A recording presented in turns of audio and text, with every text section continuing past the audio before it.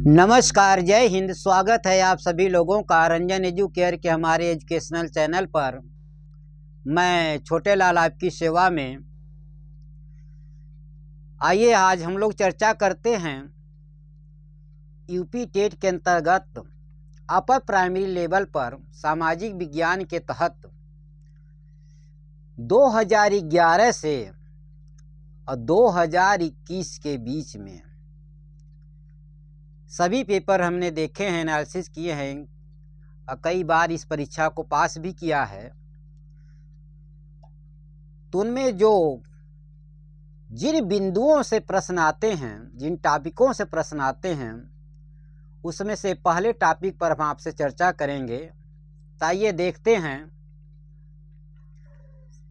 अनहिस्टोरिकल जो प्रोसेस हैं, अनैतिहासिक जो ग्रंथ हैं, उनमें क्या क्या है। तो पहला देखते हैं वेद। पहला है वेद। कितना आप सभी लोग जानते हैं कि वेदों की संख्या 4 है। यह बहुत सिंपल क्वेश्चन है, ये प्रश्न कभी टेस्टों में नहीं आते हैं।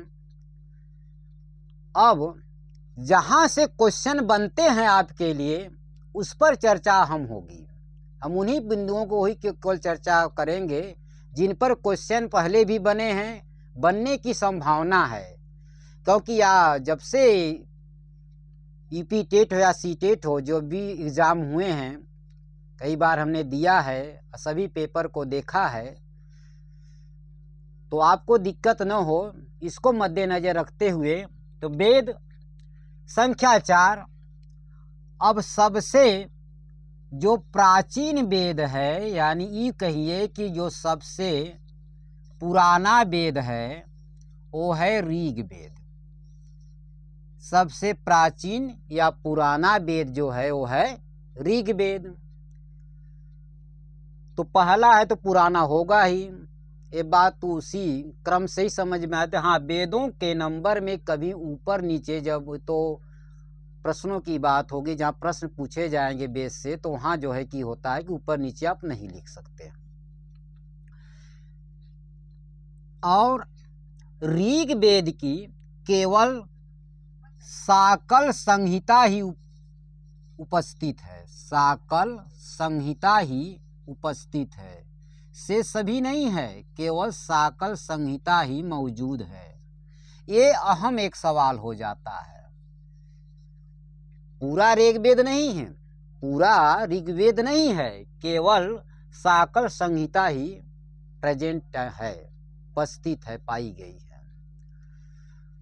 और दूसरी बात जो पूछी जाती है वो है गायत्री मंत्र। गायत्री मंत्र, यह प्रश्न जो है 2015 में भी पूछा गया था कि गायत्री मंत्र किस वेद में है। तो गायत्री मंत्र ऋग्वेद से लिया गया है। कहने का मतलब यह है कि ऋग्वेद में है। तो दो अहम चीजें, साकल संहिता भी उपस्थित है और गायत्री मंत्र ऋग्वेद से लिया गया है।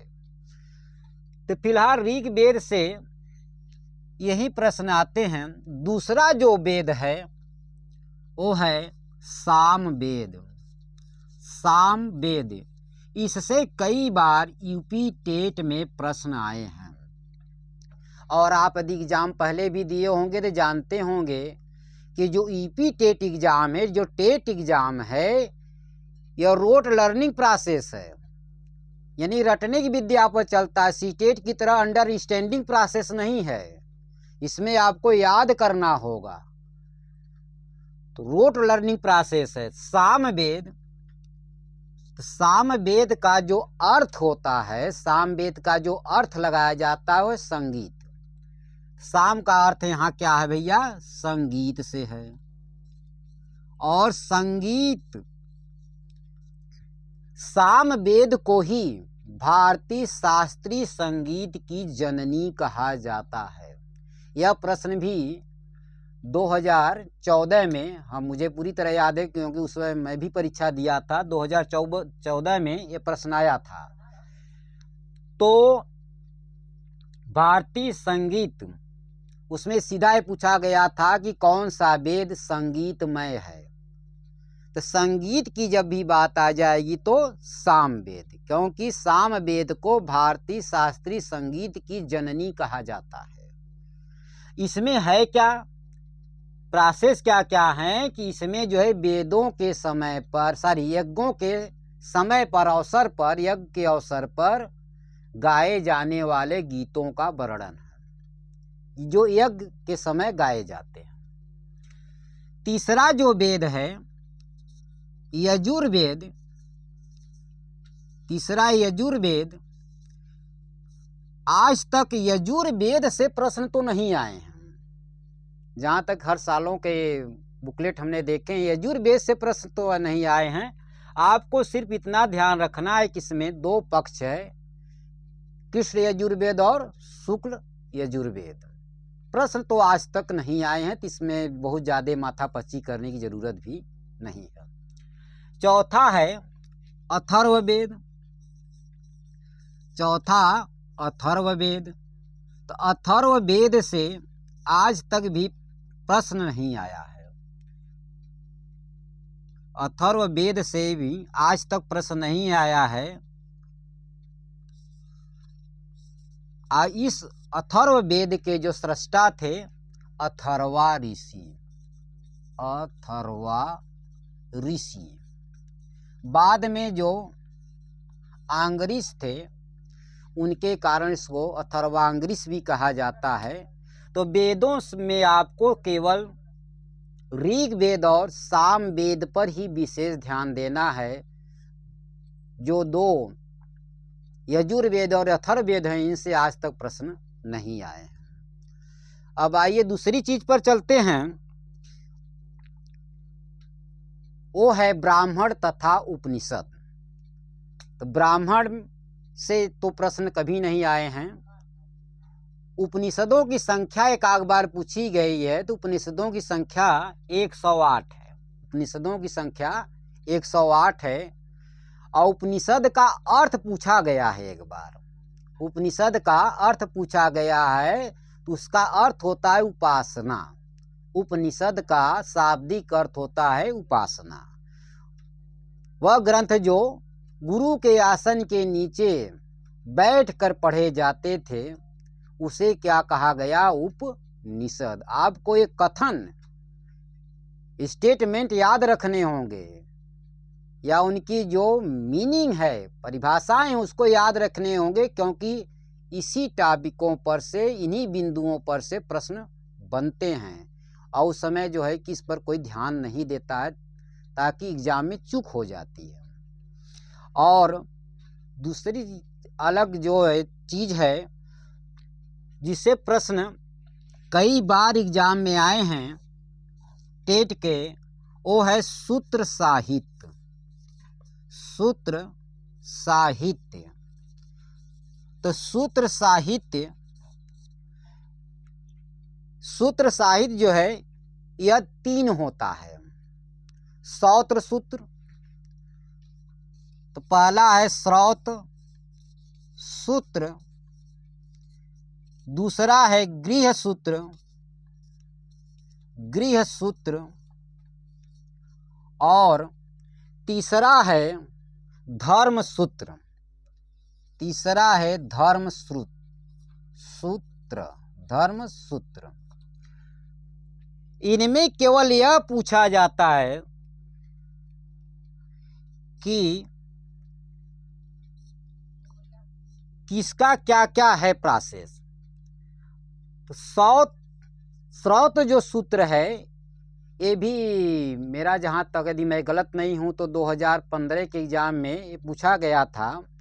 तो श्रौत सूत्र का, इसमें यज्ञों का विधि विधान है। तो यज्ञों का क्या है, विधि विधान है श्रौत सूत्र में। गृह सूत्र में क्या है, इसमें गृह का मतलब यह है कि घरेलू कर्म कांडों के बारे में इसमें चर्चा है। वहीं धर्म सूत्र राजनीति और विधि से संबंधित है। धर्म सूत्र राजनीति और विधि से संबंधित है। तीन में से, तीनों में से सूत्र साहित्य में श्रौत सूत्र, गृह सूत्र और धर्म सूत्र में से हमेशा कोई न कोई एक सूत्र परीक्षा में आया है। आप इस पर विशेष ध्यान देंगे। अगली बात, चलते हैं पुराण पर। तो पुराणों की संख्या 18 है। यह प्रश्न तो अक्सर जनरल टाइप परीक्षाओं में पूछ लिया जाता है। और पहला जो पुराण है वो है ब्रह्म और लास्ट क्या है, ब्रह्मांड। यदि पूछा भी जाता है तो आपसे इतना ही पूछा जाएगा कि पहला क्या है, अंतिम क्या है। पूरा 18 पुराण नहीं पूछा जाएगा कि 18 पुराण पूछा जाए। तो पुराण, इसके बाद स्मृतियाँ, स्मृतियों की संख्या है, स्मृतियों की जो संख्या है भैया वो है 10। स्मृतियों की संख्या वो है 10, जिसमें से मनुस्मृति पहली स्मृति है, मनुस्मृति। इसके बाद किसी स्मृति की इसमें चर्चा भी, नारद स्मृति है, कई स्मृतियां इसमें, इसके बाद इसकी चर्चा भी नहीं होती है। तो अनैतिहासिक ग्रंथों में इन्हीं टॉपिकों से कई बार प्रश्न पूछे गए हैं। मेरा विश्वास है कि आप लोग इन टॉपिकों को विधिवत जो है अध्ययन करेंगे, ताकि आगे आने वाली परीक्षा में आपको किसी प्रकार की परेशानी न हो। धन्यवाद।